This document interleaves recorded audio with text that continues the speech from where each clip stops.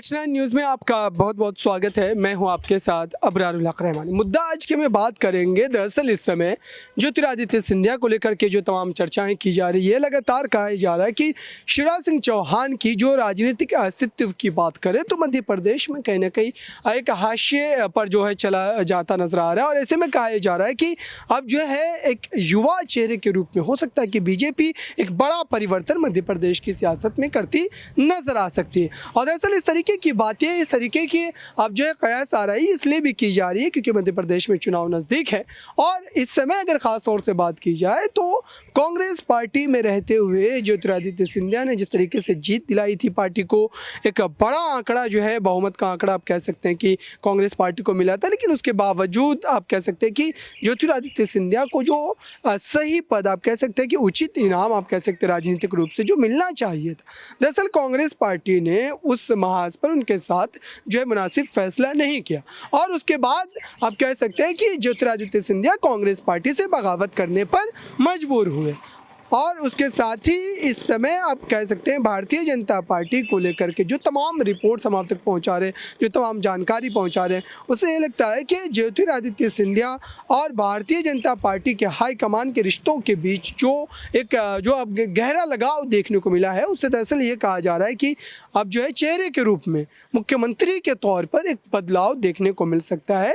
और ज्योतिरादित्य सिंधिया उस बदलाव का एक बड़ा हिस्सा हो सकते हैं। यानी कि विधायकों के रूप से देखा जाए, विधायकों के एतबार से देखा जाए तो लगभग 20 से 22 विधायक उनके साथ है। और इस लिहाज से कहीं ना कहीं वो एक बड़ी ताकत इस वक्त मध्य प्रदेश की सियासत में जो है नज़र आ रहे हैं। लेकिन सवाल ये पैदा होता है कि बीजेपी क्या इस बड़े बदलाव को करने के बाद सत्ता में वापसी कर पाएगी? इन्हीं सवालों को समझने की कोशिश करेंगे। मेरे साथ जो है ऋतिक जुड़ गए हैं, इनसे समझते हैं कि दरअसल इस पूरे मुद्दे पर इनकी क्या राय है। और ज्योतिरादित्य सिंधिया को लेकर के जो लगातार हम चर्चाएं कर रहे हैं, मुख्यमंत्री पद को लेकर के, सीएम बनने को लेकर के, या फिर शिवराज सिंह चौहान के खिलाफ वो कोई कदम उठा सकते हैं, इस पूरे मुद्दे पर आपकी क्या राय होगी? क्या शिवराज सिंह चौहान इस बात के लिए सहमति जता पाएंगे कि ज्योतिरादित्य सिंधिया उनकी जगह ले लें? देखिए, ये बिल्कुल नहीं हो सकता है। 15 साल राजनीति किसने की? मध्य प्रदेश में 15 साल राजनीति शिवराज सिंह चौहान ने की। भले ही यहाँ पर शिवराज सिंह चौहान खुद के नेतृत्व में एक बार हार गए हों और हार जीत लगी रहती है। सबसे बड़ी बात निकल कर अबरार ये आती है कि किस तरीके से यहाँ पर जो है शिवराज सिंह चौहान को मुख्यमंत्री सिंधिया ने बना दिया था। 22 विधायकों के साथ जो है यहाँ पर बागी हो जाते हैं और यहाँ पर शिवराज सिंह चौहान को फिर से मुख्यमंत्री बना देते हैं। लेकिन बड़ा सवाल ये है कि कांग्रेस पार्टी ने कहीं ना कहीं सिंधिया के साथ पक्षपात किया और यही पक्षपात का मौका बीजेपी पार्टी भी सिंधिया को दे रही है। उड्डयन मंत्री के पद पर है। उड्डयन मंत्री का पद एक अलग बात है, लेकिन सीएम बनना एक अलग बात है। और ये सपना जो है लगातार ज्योतिरादित्य सिंधिया मध्य प्रदेश की राजनीति में देख रहे हैं। 3 चेहरे अहम हैं यहाँ पर, कमलनाथ का चेहरा, शिवराज सिंह चौहान का चेहरा और इसके साथ ज्योतिरादित्य सिंधिया का चेहरा। और इन तीनों चेहरों की अगर बात करें तो इसमें से सबसे अहम चेहरा है ज्योतिरादित्य सिंधिया।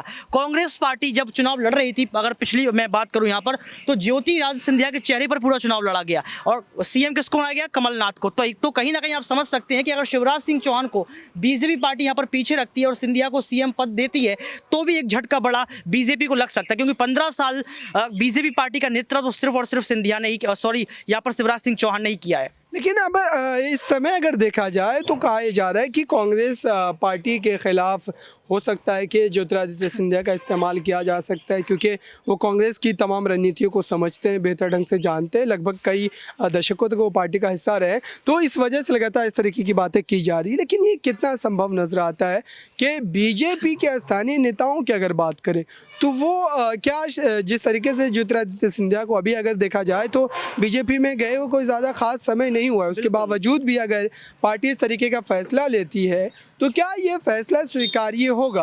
और साथ ही एक सवाल जुड़ा रहेगा इससे कि इस जो है लड़ाई में क्या ज्योतिरादित्य सिंधिया वाकई एक बेहतर चॉइस हो सकते हैं बीजेपी? देखिए, बीजेपी के लिए ज्योतिरादित्य सिंधिया बेहतर चॉइस पहले भी थे और आज भी हैं।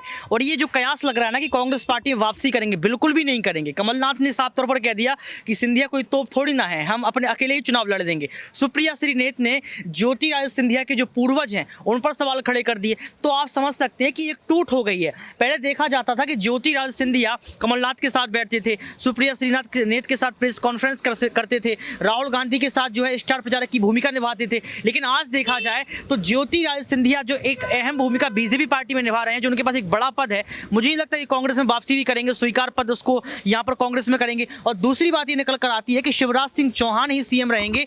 यहाँ पर जो है जो सिंधिया हैं इनको स्टार प्रचारक की सूची में शामिल किया जाएगा और हो सकता है कि इनके पद में जो है बढ़ोतरी भी कर दी जाए, क्योंकि 2024 के लोकसभा चुनाव भी नजदीक हैं।